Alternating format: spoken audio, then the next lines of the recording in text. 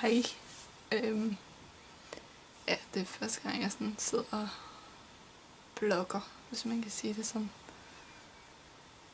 Men det går havde en ikke så fed oplevelse med en kammerat. For anden gang. Han havde lovet mig, at jeg kunne låne hans lejlighed. For han boede alligevel ved sin mor. Så han sagde til mig her i forgårs nat, at så nu kan du endelig flytte ind i lejligheden her fra næste uge af.